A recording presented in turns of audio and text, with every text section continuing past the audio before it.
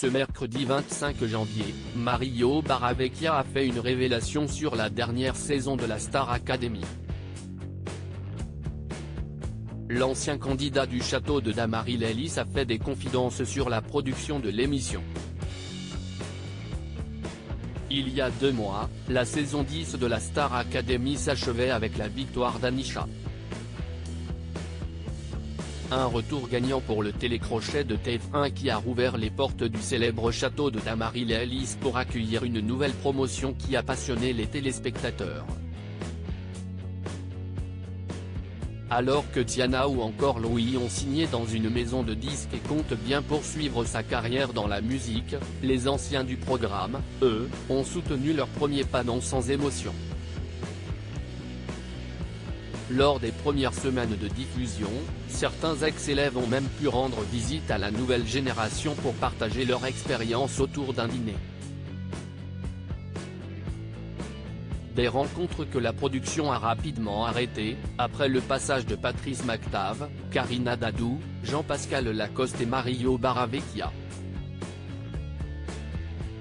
Mario Barravecchia dévoile la vraie raison qui a mené la production à arrêter les visites au château si les équipes de la Star AC ont assuré que les jeunes candidats étaient trop fatigués pour ce genre de réunion. Mario Barravecchia et Jean-Pascal Lacoste, eux, avaient révélé qu'on leur avait reproché d'avoir donné trop d'informations sur l'extérieur. Si estime-moi qui ai dit à Carla et à une autre personne qu'il était numéro 1 des streamings avec leur single. J'ai aussi dit qu'on avait parlé d'eux sur TPMP. D'ailleurs quand j'ai dit TPMP, ça a bipé.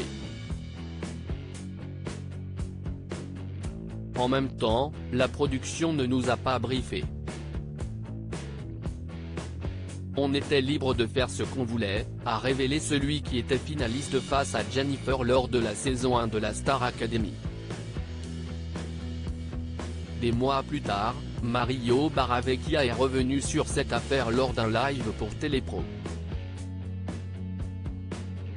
Et il a avancé une autre version concernant l'arrêt des visites des anciens participants au château. Il y en a peut-être certains qui ont voulu prendre l'excuse de notre passage parce qu'effectivement on aurait révélé certaines choses. Mais en 2023, ils savent très bien ce qu'il se passe à l'extérieur. À part dire que leur single était numéro 1 pendant une semaine, on n'a rien dit d'exceptionnel, a-t-il confié, avant de révéler pourquoi la production avait pris cette décision radicale.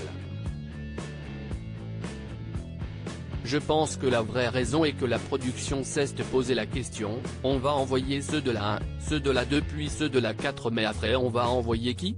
Les gens qui sont à l'intérieur sont plus connus que les autres. Pour les audiences, ce n'était pas terrible, a-t-il expliqué. Une explication qui a du sens.